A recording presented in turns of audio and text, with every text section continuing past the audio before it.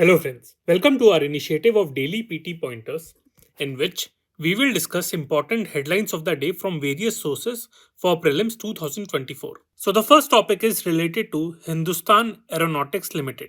ये टॉपिक आपका press information bureau में आया था एंड ये सिक्योरिटी एंड इंटरनेशनल रिलेशंस के लिए रिलेवेंट है. Now the news is that defence minister of India inaugurated the regional office of Hindustan Aeronautics Limited in Kuala Lumpur in Malaysia. This regional office will facilitate close defense industrial collaboration between India and Malaysia and also with the wider Southeast Asian region or ASEAN countries. Hindustan Aeronautics Limited आपकी बैंगलोर में based है and it was established in 1940. अगर हम 10 Asian countries देखें तो इस map में आप इन कंट्रीज की लोकेशन देख सकते हैं. तो अगर इंडिया के नॉर्थ ईस्ट से शुरू करें तो इंडिया का नॉर्थ ईस्ट टच करता है आपका म्यांमार, फिर उसके बाद आपका आता है Thailand, Laos, Cambodia, Vietnam, Malaysia, Singapore, Indonesia, छोटी सी कंट्री है ब्रुनेई एंड आपका फिलीपींस. नेक्स्ट टॉपिक है 50th meeting of GST council. ये टॉपिक आपका मिंट न्यूज़पेपर में आया था एंड ये इकोनॉमी के लिए रेलेवेंट है. Now recently the 50th meeting of the GST यानी कि Goods and Service Tax Council was held under the chairmanship of union finance minister. इसकी जो की रिकमेंडेशंस एंड आउटकम्स थे वो एक बार डिस्कस कर लेते हैं. So firstly, bets and wagers made on online gaming, casinos and horse racing will now attract a 28% GST. It has also been decided to reduce the rate on uncooked, unfried snack pellets by whatever name they are called to 5%. Imitation zari threads or yarn will now attract 5% GST instead of 12%. And foods and beverages consumed inside cinema halls shall attract 5% GST without any input tax credits as opposed to 18% levied on cinema services. अब GST council के related कुछ की facts हम पढ़ लेते हैं. Firstly, as per the article 279A clause 1 of the amended constitution, the GST council has to be constituted by the president of India. और अगर हम GST के बारे में बात करें, so Constitution 101st Amendment Act 2016 introduced Goods and Service Tax in India from 1st of July 2017. But जो ये एक्ट था ये as 122nd amendment bill introduce करा गया था. तो आप ये ध्यान रखना, कंफ्यूज मत होना. ये इस जीएसटी काउंसिल की कॉम्पोजिशन के बारे में बात करें तो इसका चेयरपर्सन है यूनियन फाइनेंस मिनिस्टर. साथ में इसके मेंबर जो हैं वो हैं union minister of state, revenue in charge and minister in charge of finance और टैक्सेशन और any other minister nominated by each state government. तो स्टेट गवर्नमेंट के जो फाइनेंस मिनिस्टर्स हैं या फिर कुछ और ministers nominated by the state government, they are also member of the GST council. Next एक छोटा सा टॉपिक है वो है इंटरनेशनल बायोलॉजी ओलंपियाड 2023. ये टॉपिक आपका हिंदुस्तान टाइम्स न्यूज़पेपर में आया था एंड प्रेस इंफॉर्मेशन ब्यूरो में भी आया था. एंड ये आपका miscellaneous awards competition science and tech उसके लिए रेलेवेंट है. चांसेस कम है इस पे प्रीलिम्स के क्वेश्चन आने के लिए, बट फिर भी यूपीएससी का भरोसा नहीं, they keep on surprising us. So news ये है कि India has emerged as a leading nation in the 34th international biology olympiad 2023. And इस साल की सिग्निफिकेंस ये है that every student representing India in the competition secured a gold medal. तो 4 students ने रिप्रेजेंट करा था इंडिया को and all 4 of them won a gold medal. जो 34th एडिशन हुआ था that took place in Al Ain in UAE, that is United Arab Emirates. अब international biology olympiad है, so it is an association that organises this olympiad and this association is based in Germany. Next topic है हमारा केर पूजा. ये topic आपका press information bureau में आया था एंड ये आपका कल्चर के लिए रेलेवेंट है. तो केर पूजा क्या है? It is a festival held in Tripura and it is generally held in the month of July or August. And this puja occurs 2 weeks after the Kharchi Puja to honor Ker, the guardian deity of Vastu Devta. खर्ची पूजा भी मैंने थोड़े दिन पहले भी आप लोगों को पढ़ाया था डेली पीटी पॉइंटर्स में, तो उसके बाद ये खेड़ पूजा होती है. This puja was initiated by the rajas of Tripura and participation of the Halam tribe is mandatory in this puja. तो ये हलम ट्राइब वाला इस पे क्वेश्चन आ सकता है कि कहाँ पे बिलोंग करती है, कौन सी स्टेट को, एंड किस पूजा से रिलेटेड है, तो इस पे क्वेश्चन आ सकता है. नेक्स्ट टॉपिक है हमारा मल्टी डायमेंशनल पॉवर्टी इंडेक्स. ये टॉपिक आपका हिंदू न्यूज़पेपर के पेज 12 पे आया था एंड ये सोसाइटी एंड इकोनॉमी के लिए रेलेवेंट है.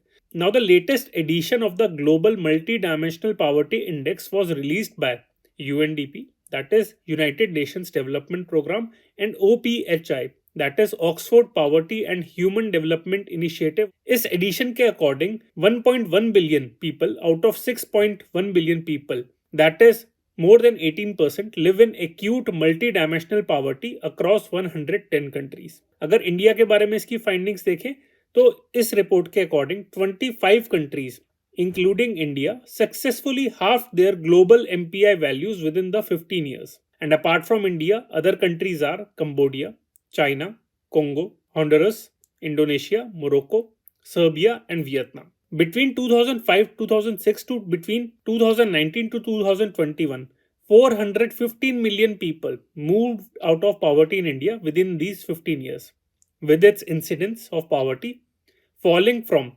55% to 16.4% during this 15-year period. People who are multidimensionally poor and deprived under the nutrition indicator in India declined from 44% to 11% in these 15 years, and child mortality declined from 4.5% to 1.5%. अब इस multi dimensional poverty index के methodology एक बार देख लेते हैं कि क्या क्या इसके कंपोनेंट्स हैं. सो देयर आर 3 की dimensions of this index. First is health, second is education, and third is आपका living standards. And then in components के, इन डायमेंशंस के भी कुछ सब कंपोनेंट्स हैं. तो हेल्थ का जो डायमेंशन है उसके अंडर आता है आपका nutrition and child mortality. Education के अंदर आता है आपका years of schooling and school attendance. And living standards के अंदर आपका आता है cooking fuel, sanitation, drinking water, electricity, housing and assets. तो इनके जो कंपोनेंट्स हैं, सब कंपोनेंट्स हैं, उसके बारे में पूछ सकते हैं और उनकी वेटेज के बारे में भी पूछ सकते हैं. तो यहाँ पे इस इन्फोग्राफिक में मैंने आपके साथ शेयर कर दिया. नेक्स्ट टॉपिक है एक्सट्रीम रेनफॉल, जो भी हमने विटनेस करी है नॉर्थ इंडिया में. तो ये टॉपिक आपका इंडियन एक्सप्रेस में एंड द हिंदू दोनों में आया है और ये ज्योग्राफी के लिए रेलेवेंट है. तो इसे एक बार डिस्कस कर लेते हैं. पहले इंडियन एक्सप्रेस का इस पे एडिटोरियल एक बार देख लेते हैं. तो इसमें यही न्यूज आई थी कि पहले अकॉर्डिंग टू सम स्टडीज इस साल बिकॉज ऑफ एल नीनो लग रहा था कि मॉनसून सीजन इस बार इतना हैवी नहीं होगा, उसमें इतनी हैवी रेनफॉल नहीं होगी, पर काफी ज्यादा हो गई है. In fact by the first 2 weeks of the monsoon India as a whole accumulated a rainfall deficit of more than 50%. फिर उसके बाद बिपरजॉय साइक्लोन आया, उसकी वजह से north western and central parts of India में रेनफॉल थोड़ी इंक्रीज हुई, तो डेफिसिट आपका रिड्यूस हुआ by 8% by the end of June. But उसके बाद जुलाई में जो एक्सट्रीमली हैवी रेनफॉल हुई है उसकी वजह से जो आपका पूरा मानसून का डेफिसिट है वो अब तक खत्म हो चुका है. एंड अकॉर्डिंग टू IMD, जो इंडिया की नेशनल वेदर एजेंसी है, that has said that this heavy rainfall is due to interaction between the monsoon winds and the western disturbances that converge over northern India during the first 2 weeks of July. तो इस साल जो interaction था काफी ज्यादा intense था, जिसकी वजह से हेवी रेनफॉल हुई है. तो मेडिटेरेनियन सी की हम लोकेशन एक बार देख लेते हैं और जो साथ में सराउंडिंग कंट्रीज हैं, जो मेडिटेरेनियन बेसिन में कंट्रीज आती हैं, उसके बारे में भी UPSC क्वेश्चन पूछ सकता है. तो आपका पोर्चुगल हो गया, स्पेन हो गया, फ्रांस हो गया, इटली हो गया, ग्रीस हो गया, टर्की हो गया, सीरिया हो गया, आपका इजराइल हो गया, इजिप्ट हो गया, लीबिया हो गया, टूनिशिया हो गया, अल्जीरिया, मोरक्को. तो ये कंट्रीज आपकी मेडिटेरेनियन रीजन में आती हैं, मेडिटेरेनियन बेसिन में आती हैं आपकी. फिर जैसे मैंने आपको बताया कि ये टॉपिक आपका हिंदू न्यूज़पेपर में भी आया था, उन्होंने भी एक अलग एक्सप्लेन सेक्शन में ये टॉपिक कवर करा था. हिंदू के आज पेज 8 पे आया है. तो इसमें जो डायमेंशन कवर करी है वो है कि why was rainfall this pre monsoon season above normal, is global warming the only factor introducing the unpredictable monsoon, and what are the other factors. तो यही है कि एक्सट्रीम इवेंट्स बढ़ रही हैं, कभी कभार एक्सट्रीम हीट होती है, अभी हीट वेव चल रही थी, हीट स्ट्रोक्स हो रहे थे, पर एक्सट्रीम रेनफॉल हो रही है, अर्बन फ्लडिंग हो रही है. तो ये क्लाइमेट चेंज की वजह से है या फिर कोई और भी रीजंस है. तो कुछ स्टडीज कंडक्ट करी गई थी लास्ट ईयर, उन्होंने ये प्रिडिक्शन वैसे करी थी कि इस साल जुलाई में एक्सट्रीम रेनफॉल होगी.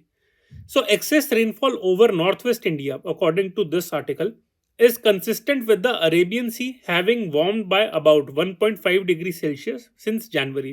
So इसी वजह से जुलाई में ये रेनफॉल एक्सपेक्टेड थी. साथ में the entire Atlantic ocean has also been warmer than normal since March. तो इसमें यह भी बताया गया है कि how did the warming of the Atlantic ocean and the Himalayas affect the patchy distribution of rainfall this monsoon. तो फैक्टर्स पूछ सकते हैं कि एल नीनो का क्या इंपैक्ट रहा है, warming of the Atlantic ocean का, एंड हिमालयास का क्या फैक्टर रहा है इस साल इंडिया के मॉनसून पे। तो यूपीएससी इस साल मेंस में क्वेश्चन पूछ सकता है। नेक्स्ट टॉपिक है हमारा एनफोर्समेंट डायरेक्टरेट के रिलेटेड। ये टॉपिक आपका हिंदू न्यूज़पेपर के पेज 1 पे आया था एंड ये आपका polity and governance and economy के लिए रेलेवेंट है। So supreme court has asked the director of enforcement directorate Sanjay Kumar Mishra to quit 4 months before his third extension ends in November. But साथ ही में supreme court also upheld the statutory amendments that facilitate the tenures of directors of Central Bureau of Investigation, that is CBI, and enforcement directorates to be stretched piecemeal. तो उन्होंने कहा है कि आप quit तो कर दीजिए पर साथ में जो अमेंडमेंट्स करी गई थी गवर्नमेंट ऑफ इंडिया द्वारा तो उसको भी अपहेल्ड करा है। वैसे तो chiefs of central bureau of investigation and enforcement directorate they have a fixed tenure of 2 years, but 2021 में गवर्नमेंट ऑफ इंडिया ने कुछ अमेंडमेंट इंट्रोड्यूस करी थी to the central vigilance commission act, the Delhi special police establishment act and the fundamental rules that allow them 3 annual extension. ये amendments तब आई थी जब सुप्रीम कोर्ट ने 2021 सितंबर में एक जजमेंट पास करी थी and directed the government to stop giving extension to Sanjay Kumar Mishra. The amendments thus allowed the government to overcome the court's direction and grant Mr. Mishra another 2 extensions. Next topic हमारा है green washing के बारे में। ये topic आपका Hindu newspaper के page 6 पे आया है एंड एनवायरमेंट के लिए रेलेवेंट है। ये topic forest conservation amendment bill 2023 के कंटेक्स्ट में है।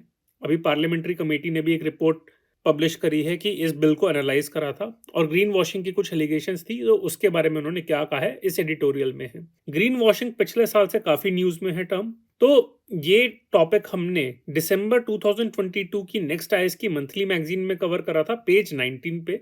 तो उसे आप हमारी वेबसाइट से डाउनलोड कर सकते हैं और पूरे इस पेज को पढ़ सकते हैं।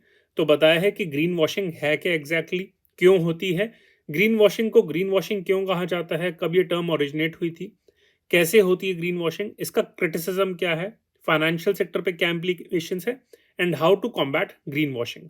नेक्स्ट टॉपिक है हमारा डेमोग्राफी के related and to be specific with respect to women. तो ये टॉपिक आपका हिंदू न्यूज़पेपर के पेज 6 पे आया था एंड ये सोसाइटी के लिए रेलेवेंट है। तो जुलाई 11 यानी कि कल का दिन आपका वर्ल्ड पॉपुलेशन डे सेलिब्रेट करा गया था। एनुअली वर्ल्ड पॉपुलेशन डे आपका जुलाई 11 को ऑब्जर्व करा जाता है। वो ऑब्जेक्टिव है to raise awareness on the global population issue and 2023 की थीम थी unleashing the power of gender equality. ये डे आपका यूएनडीपी ने 1989 में स्टैब्लिश करा था।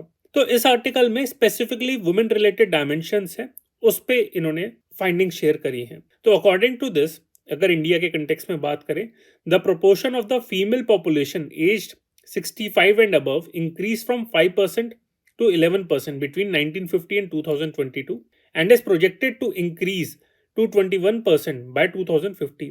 तो ओल्डर वुमेन के कंटेक्स्ट में ये डायमेंशन है कि क्या क्या इश्यूज एंड चैलेंजेस वो फेस करते हैं। According to the 2011 census only 18% of men above 65 years are widowed but 55% of the women are widowed। तो यानी कि जो लोनलीनेस आ जाता है, फाइनेंशियल सपोर्ट, इमोशनल सपोर्ट है, उसकी नीड बढ़ जाती है।